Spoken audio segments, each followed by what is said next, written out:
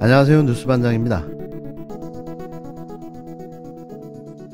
잊을만 하면 어김없이 나타나 마치 욕바지라도 된 듯 있는 욕, 없는 욕을 다 들어먹고서야 조용히 사라지는 정치인이 있습니다. 남들이 얘라고 할 때 본인은 아니라고 이야기해야 직성이 풀리는 이 사람. 올 초 이명박 박근혜 사면론을 시작으로 대선 패배, 지선 패배를 아우르는 명실상부한 쓰리콤보의 금자탑을 세우고 미국행 비행기에 올라탄 민주당 폭망에 살아있는 신화, 쉽게 부를 수 없는 그 이름, 이낙연 더불어민주당 전 대표인데요. 그가 도망가던 미국으로 떠난 지 불과 한 달도 채 되지 않아 다시 논란과 구설수에 올랐습니다. 이번에는 일본 아베 총리를 애도하는 과도한 표현으로 유별난 일본 사랑과 아베를 애정하는 모습을 과감없이 보여줬기 때문인데요. 물론 그가 동아일보 기자 시절 일본 특파원을 지냈으며 그 덕에 유난히 많은 일본 정재계 인사들과 친분이 있던 탓이기도 합니다. 또 문재인 정부 총리 재직 당시 일본의 총리가 아베였던 탓에 다양한 경로로 관계를 쌓아왔던 것도 그런 연유일 텐데요. 하지만 과도한 그의 애도 표현이 아직도 아베가 한국에 저지른 작태들을 기억하는 국민들로서는 납득하기 어려운 거죠. 그래도 대한민국 총리, 제1야당의 당대표까지 지낸 인사로서 너무 가벼운 처신으로 보여집니다. 더불어민주당 이낙연 전 대표가 다시 비판의 도마 위에 올랐습니다. 입을 열 때마다 비판을 자초하는 모양새인데요.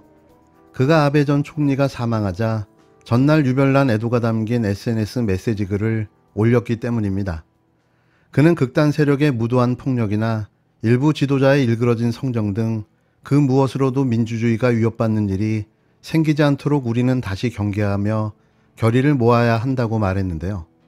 하지만 그가 메시지를 통해 일부 지도자의 일그러진 성정, 민주주의가 위협받는 일, 고인의 피격에도 민주주의의 위기를 느낀다라고 언급한 표현은 특정인을 겨냥한 가시돋친 발언이거나 아베의 사망과는 관련 없는 민주주의를 난데없이 끌어들이고 들먹였다는 비판을 피하기는 어려워 보입니다. 이는 문재인 대통령의 절제되고 함축된 애도의 메시지와는 상반된 글인데요. 아베는 그동안 장기 집권으로 일본 민주주의를 훼손시켰다는 비판을 국내외로부터 받아왔습니다. 이 전 대표 말과 달리 아베는 도리어 민주주의를 위협하고 망친 반민주적 장본인인데요. 세계의 여러 나라들도 그를 그렇게 평가하고 있습니다.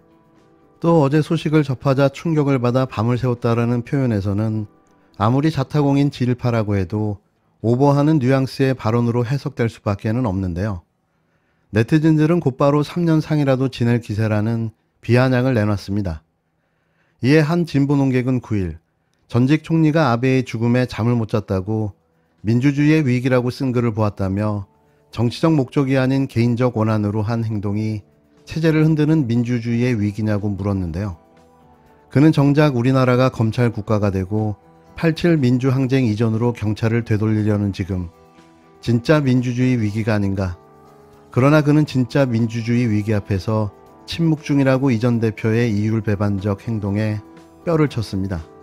그리고는 이 전 대표를 위해 글을 쓰고 지지했던 내 안목과 정치적 수준에 나에게 스스로 침을 뱉는다라며 탄식했는데요. 말을 아끼고 아껴서 한 말이 아베 애도를 오버하는 목소리였습니다.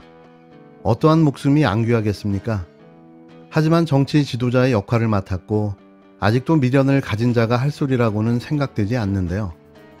항상 느끼는 거지만 정치는 왜 하려 하는 걸까요? 대통령은 또 왜 하려 하는지 정말 그것이 궁금합니다. 이런 가운데 윤석열 대통령은 주한 일본 대사관 측에서 마련하는 아베 신조 전 총리 분향소를 찾아 조문할 예정이라고 대통령실이 10일 밝혔는데요. 강인선 대변인은 이날 오후 용산 대통령실 청사에서 브리핑을 열어 이같이 밝혔습니다. 다만 대통령이 언제 분향소를 방문할지는 아직 확정되지 않았다고 강 대변인은 밝혔는데요. 윤 대통령과는 별개로 한덕수 국무총리, 김성한 국가안보실장, 박진 외교부 장관은 오는 11일 일본 측이 마련한 분향소를 찾아 조문할 예정입니다. 윤 대통령은 한덕수 국무총리, 정진석 국회부의장, 중진 의원 등으로 구성된 아베 전 총리 조문사절단도 파견할 예정인데요. 조문사절단의 일본 방문 시점은 아베 전 총리 유가족들이 치르는 가족장이 끝나는 오는 12일 이후가 될 전망입니다. 대통령실 관계자는 대통령께서 애도의 마음을 가장 잘 표현할 수 있는 분을 조문사절단으로 보내는 것이라고 말했는데요. 역대 이렇게 많은 정부 주요 인사가 일본에 조문을 간 적이 있었던가요? 우리와 일본이 그 정도로 가까운 사이였나요? 이쯤 되면 혈맹이라고 봐야 할 수준인데요. 왜 저는 굴욕적이라고 생각이 들까요? 윤석열 정부는 자존심도 없습니까? 참 한심합니다. 끝으로 국힘당이 남자인지 여자인지도 모른다는 송옥열 공정거래위원장 후보자가 자진 사퇴했습니다. 그래도 윤석열 대통령 아는 사람들 중 가장 인간적인 사람으로 기억될 듯한데요. 그나마 다행인 거죠. 사법연수원 동기였던 송 후보자를 그에 지난 성추행 혐의가 있다는 사실을 알면서도 공정거래위원장으로 내정했던 윤 대통령. 주위에서 한사코 반대했지만 그대로 강행에 밀어붙였는데요. 결국 양심을 거스르지 못한 송 후보자의 자진 사퇴로 윤 대통령의 황당한 아는 사람 알박기 인사참사가 실패로 돌아가 버렸습니다. 그래도 동기가 최소한의 양심은 지켜준 셈인데요. 나머지는 뭐죠? 당원, 건강한 당원 문화를 정착시키는 일, 이것도 굉장히 중요한 일인 것 같습니다. 최근에 일부 열성 당원이 보여주는 극단적 소통 방식에 심각한 문제가 발생하고 있습니다. 이거 팬덤 문화라고 해서 우리가 토론도 했었습니다만 저는 팬덤 문화 자체가 나쁘다고 보지는 않습니다. 근데 문제는 이게 분열적이고 혹은 좀 증오를 부추기는 방식, 갈등을 부추기는 방식의 소통 방식에 문제가 있는 게 아니냐 이렇게 생각합니다. 최근에 한 당원이 박지원 전 비대위원장에게 보여주었던 모습, 제가 윤리감찰단에 조사를 지시했습니다만 결국은 이게 이제 터질 것이 터졌다 이렇게 보여지는 거 아니겠습니까? 그래서 이 문제는 이런 일이 생겼을 때 이걸 어떻게 개선할 거냐 하는 문제들도 연구 과제가 돼야 되겠습니다. 어쨌든 우리 당원들에게 당을 사랑해 주시고 당이 좀 잘 되도록 여러 가지 열성적인 의견을 보내주시는 것은 감사하지만 좀 극단적 소통 방식은 좀 지양해 주셨으면 하는 부탁을 오늘 다시 한번 말씀드리겠습니다. 제가